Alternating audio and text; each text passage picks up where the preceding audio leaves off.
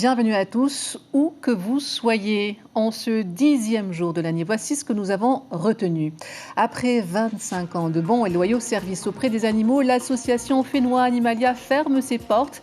À l'agonie, la structure qui manque cruellement de moyens et d'effectifs en appelle aux autorités. 52 000 élèves reprendront les cours demain. Un retour progressif entamé depuis lundi par des rotations et des installations.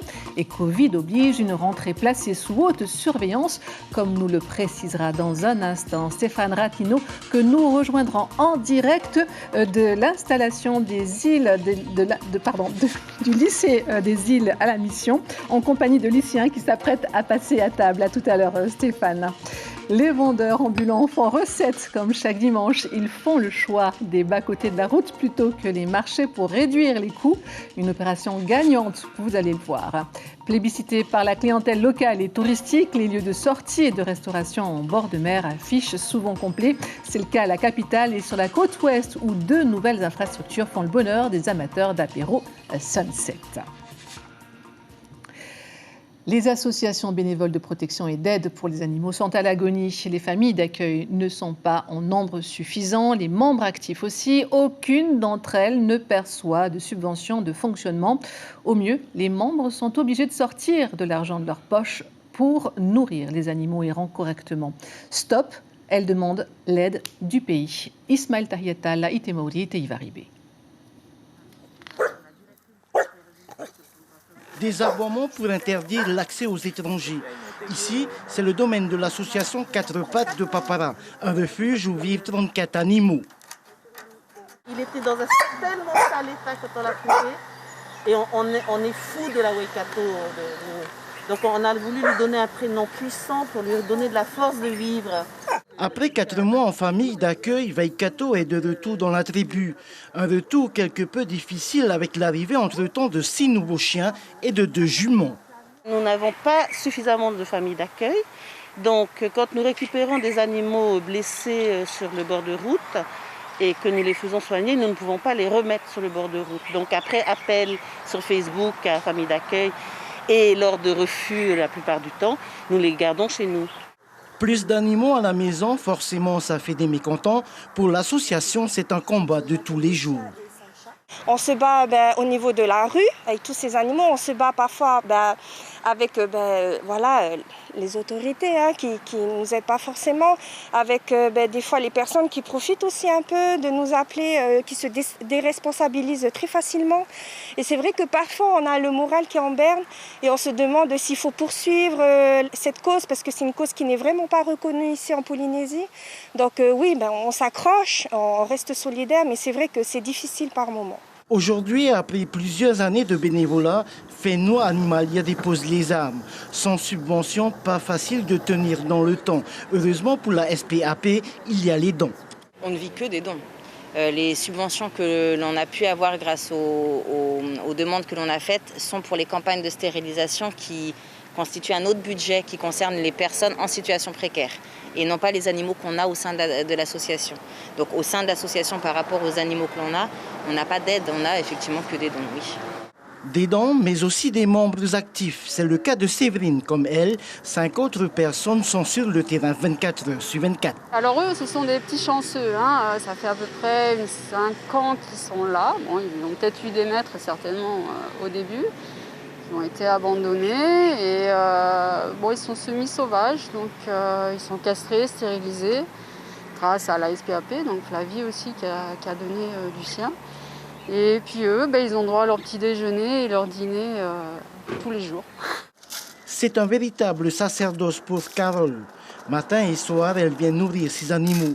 Cette bonne fée ne demande qu'une chose. Que les pouvoirs publics arrêtent de s'appuyer sur les associations pour réaliser des missions de service public sans leur en donner les moyens. L'association ARPAP a dépensé près de 500 000 francs en croquettes pour l'année 2020.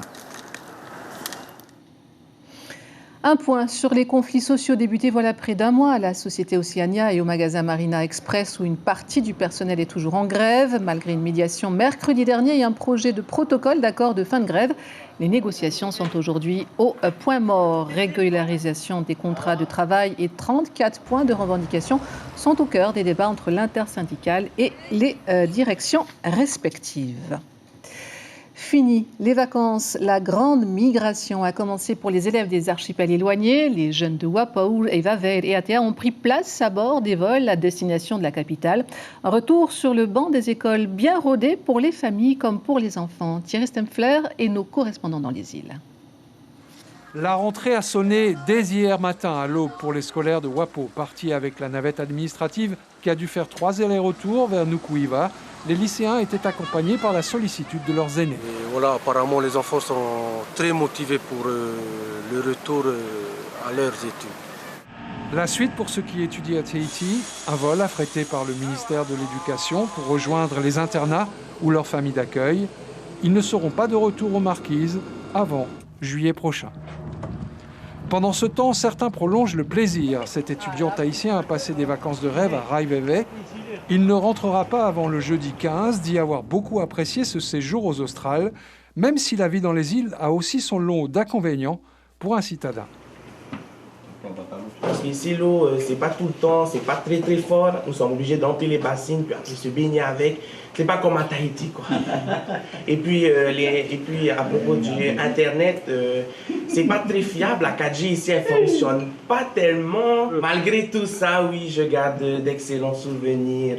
Ici, c'est vraiment magnifique. Retour aussi, mais de Raitea pour cette étudiante en langue anglaise. Issue d'une famille de pêcheurs, agriculteurs, Tahi a étudié 2 ans à Bordeaux avant de revenir sur les bancs de l'université de Polynésie française. Malgré ce rapprochement, sa famille est paradoxalement plus inquiète qu'avant. En France, en fait, tout est mis à disposition des étudiants et la vie là-bas est différente et le coût de la vie aussi est moins cher. Tahiti, j'avais encore plus d'appréhension parce que voilà, il y a les copains, les amis, la facilité de chape, de sortir. Donc, c'était plutôt ça mes craintes. Alors, après 4 semaines de vacances, bonne rentrée à tous et à toutes. Une rentrée qui n'est pas sans risque selon le syndicat UNSA Éducation qui s'interroge sur les conditions d'accueil des élèves. Il a adressé ses craintes et fait parvenir une demande de renfort au ministre de l'Éducation dont il attend aujourd'hui le retour. On écoute Thierry Barrère, le secrétaire général au micro de Mirko Vanfo. Nous avons envoyé dernièrement un courrier à la ministre pour l'interroger sur certains points qui sont importants pour nous, puisque nous sommes à la veille de la rentrée. Et nous avons souhaité l'interroger sur les protocoles sanitaires qui sont en place dans les établissements primaires et secondaires, et surtout sur les moyens humains et matériels qui seront donnés aux établissements ou qui vont être mis en place. Pour nous, il est important par rapport aux moyens humains qu'il y ait une possibilité d'avoir des recrutements supplémentaires par rapport à la surveillance, mais aussi au nettoyage. Et sans plus tarder, retrouvons en direct du foyer des frères de la mission Stéphane Ratino pour un point de situation en cette veille de rentrée, Stéphane. Oui, vous le voyez, nous sommes au foyer des îles, sur les collines de la mission Domine Papété, et c'est l'heure du repas pour l'ensemble des internes avec Urikem qui est en terminale, et ce soir, il est de service. Alors Urikem, quel est, j'allais dire, l'état d'esprit pour ce retour ici à l'internat au foyer? Un bon état d'esprit, il n'y a pas de dentiste par rapport à cette épidémie du Covid? Non, pas réellement. Je suis assez serein par rapport à cette rentrée.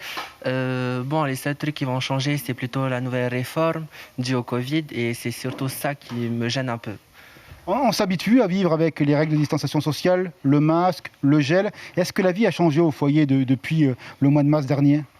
Certes, elle a assez changé vu que justement avant le Covid, on était assez proches tous ensemble. Mais sinon, certes, avec la distanciation sociale, les masques, on est assez renfermés dans notre bulle, mais ça ne nous empêche pas quand même de se voir, de se parler, tout en respectant les distanciations. Ce soir, il y a une quinzaine d'étudiants, d'élèves qui sont de retour ici. Les retours vont s'étalonner sur l'ensemble de la semaine pour cause de rotation aérienne. On va se joindre avec les étudiants qui sont ici parce que la particularité du foyer, c'est d'accueillir des lycéens de l'âge de 15 ans jusqu'à des étudiants comme Gabriel qui est en deuxième année de licence à l'université. Alors, Gabriel, une vie en foyer, cela veut dire beaucoup de règles communes. Est-ce que c'est facile de les appliquer et d'avoir cette dimension collective ? Alors oui, c'est facile quand il faut penser un petit peu à tout le monde. Il y a un bon cadre de vie, c'est organisé. Et voilà. Il y a de l'optimisme parce que ce soir vous vous retrouvez, à la fin de semaine vous serez à nouveau quasiment une cinquantaine. Est-ce que vous avez peur ou est-ce que vous vivez tout ça de manière sereine, ce qui se passe au Douar avec l'épidémie ? Moi en tout cas je le vis plutôt de manière sereine. Je suis bien ici en tout cas. On va se retourner avec Taïva. Taïva, on parlait de la vie dans le foyer. Est-ce qu'il y a beaucoup de solidarité ? Est-ce que vous, qui êtes étudiant, vous accompagnez par exemple les jeunes lycéens lorsqu'ils ont des difficultés scolaires ? Est-ce que vous êtes un peu leur tuteur ? Oui, mais déjà arrivé d'assister quelques jeunes dans le devoir jusqu'à très tard le soir et de faire du soutien scolaire avec beaucoup. C'est très difficile parce que ça prend beaucoup sur mon temps avec déjà ma vie d'étudiant. En un mot, est-ce que tu as changé depuis que tu résides au foyer en tant qu'homme, en tant que jeune individu en formation ? Oui, je pense que le foyer m'a beaucoup changé pour le meilleur. Je suis beaucoup plus ouvert, tout ça. Et je pense que ça va m'accompagner jusque dans ma vie d'adulte. Voilà, merci donc à ces étudiants et lycéens qui nous ont reçus. Le repas ce soir, c'est du poulet avec du riz et ça sent très bon, Jeanne. Bonne soirée, bon appétit. Merci infiniment Stéphane pour cette intervention. Merci beaucoup. Un mot d'économie. Avec l'Est comme à l'Ouest de Tahiti, des marchands ambulants qui s'installent sur le bas-côté de la chaussée. Poualotim, à Tahiti, poissons frais trouvent toujours acquéreur. Une fidèle clientèle qui a confié à Sandro Ly et Patrick Tinting ne pas regarder à la dépense. Chaque dimanche matin, ces marchands ambulants font le bonheur des clients. Du poisson frais pêché de minuit à 3 heures du matin est vendu en bord de route.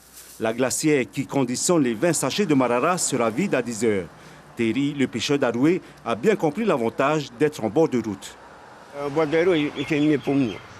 Mais quand tu vas au marché, il faut que tu payes encore le marché. Donc, ici, tu ne payes pas. C'est pour la nourrir pour la famille. Ça. Et tu pêches tout seul ? Oui, tout seul. Pour cette famille de vendeurs, un petit coin de paradis à moindre frais. Il y a des années qu'elle plante ici sans chapiteau. Pas de droit de place et des clients fidèles. Oh, c'est mieux ici. On n'a pas à payer le maître de la table. Au marché, il faut payer. Ici, on ne paye pas. Ici, on se connaît et on se tutoie. Depuis des années, les consommateurs ne manquent pas ce rendez-vous du dimanche. Ils ont un goût prononcé pour les petits marchés de proximité. Surtout pour le plaisir du contact et la qualité des produits. Car pour le porte-monnaie, pas vraiment de différence avec le marché. Et pour nous, c'est plus pratique. C'est sur Marina, on n'a pas à se déplacer dans la ville. Tu comprends? Parce que quand tu vas dans la ville, il faut que tu trouves un parking. Si tu ne trouves pas, je descends au marché de temps en temps le dimanche. C'est juste pour aller chercher mes légumes. Et au niveau des tarifs? C'est le même prix, il n'y a aucun, le même tarif qu'au marché. C'est plus pratique quand tu n'habites pas loin que de descendre sur Papeete. Et vous pensez qu'en bord de route, c'est moins cher qu'au marché? Non, ils ont à peu près le même prix. Au bord de route, c'est pas mal aussi. Le fait de partager. Parce que c'est moins cher? Aussi. C'est aussi moins cher, exactement. Et puis c'est bon. Quand on a l'habitude des petits plats de certaines personnes, on revient. Je vais surtout là où c'est bien préparé. C'est surtout ça. Voilà. Donc là, après, à force d'essayer un peu à gauche, à droite, on sait où est-ce que c'est bon. Hein. C'est pas une question de tarif? Non, non, pas pour moi. Je préfère ici parce que c'est pratique et surtout c'est très bon. Au-delà de satisfaire les clients, pour certains vendeurs ambulants, c'est également le moyen de faire face à moindre coût à la crise actuelle. Et cette autre dépense pour laquelle on ne rechigne pas à mettre la main à la poche, lieu de sortie et de restauration au bord de mer. Dans la zone urbaine, 2 nouveaux spots existent depuis peu. Un peu plus d'1 an pour le parc Vaipopo à Punaouia et à peine 1 mois pour l'esplanade Jacques Chirac. Y a-t-il beaucoup de monde? Quel type de population les fréquente? Thierry Stemfler et Taïva Ribé y ont fait un tour en ce samedi soir. Ouais, la Le parc Vaipopo a connu un succès populaire immédiat. En bord de mer, face à Moorea, et au soleil couchant, on vient y faire du sport, jouer, retrouver des amis ou dîner en famille dans les 4 établissements qui se réjouissent du succès commercial qu'ils connaissent. Le chiffre de la roulotte, il a vachement augmenté, quoi. C'est devenu un lieu de rencontre pour beaucoup de gens. Oui, beaucoup. Depuis que le parc il a été raménagé et tout, il y a de plus en plus de monde et tout. Enfin, c'est une folie, quoi. Ça manquait beaucoup. Et puis là, ils ont fait quelque chose de beau sur Punahari. En bord de mer, surtout, ouais. Ça manque des lieux comme ça, mais c'est bien, c'est sympa, c'est chaleureux. Et puis le coucher de soleil, là, on profite du cadre, quoi, voilà. Tranquillement installé en bord de mer, on peut y observer un spectacle permanent, parfois sympa, parfois très irritant, comme ces inconscients qui passent dans le chenal à 4 ou 5 fois la vitesse autorisée.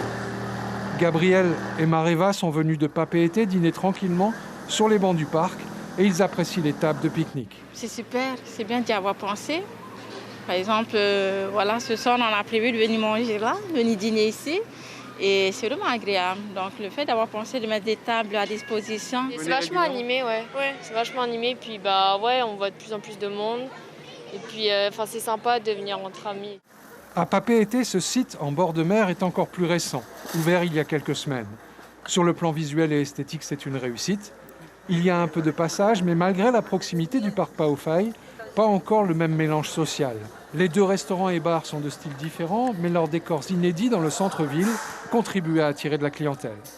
Par rapport au niveau d'ici, c'est bien la première fois qu'il y a un restaurant ouvert et tout. Et pour eux, en fait, l'espace, c'est comme un paradis en ville. C'est une belle place pour accueillir du monde en ville. Et il manquait un peu ce côté. C'est vraiment différent de ce qu'on peut avoir comme roulotte ou sinon comme snack à Toata. Et franchement, c'est bien. Il y avait peu de lieux qui étaient sur la mer, au bord de mer. On peut se promener agréablement avec un café, un restaurant comme ça. L'ensemble, c'est très bien. Sortir du restaurant puis se promener, c'est très agréable. Voilà donc à Punauia et Papeete des lieux récents, forcément un peu entravés par le couvre-feu, mais qui contribuent à renouveler l'offre pour les sorties en soirée. Nous arrivons au terme de ce journal dont voici le titre principal. 52 000 élèves reprendront les cours demain. Un retour progressif entamé depuis lundi par des rotations et des installations. Covid oblige, une rentrée placée sous haute surveillance. Il en sera question demain matin avec l'invité café d'Ibrahim Amenazi qui fait également sa rentrée avec Carlos Natoa. Ibrahim qui recevra le ministre de la Santé, Jacques Raynal. Demain, l'information chez nos confrères, ce sera Fred Garbut en cavale depuis 2 ans. Fatigué, j'ai envie d'être arrêté pour la dépêche. Et Traité Info fait sa une sur la Covid-19. Pas de crise pour l'alcool. J'ai été ravie de vous avoir trouvé, mais vous serez heureux de revoir vos présentatrices favorites aux commandes de vos journaux, Teupo Fatupua Ave au VA et Chiquita Teiva Darouzès au JT. Bonne rentrée à tous et on se quitte sur cet avant-goût de fin de vacances.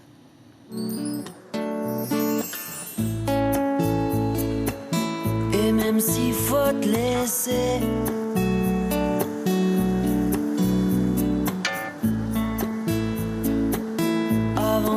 avancer, mais maintenant je sais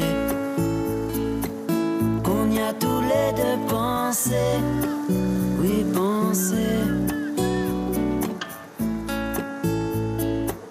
qu'on est tous les 2 censés effacer. Retrouvez ce programme en replay sur notre site internet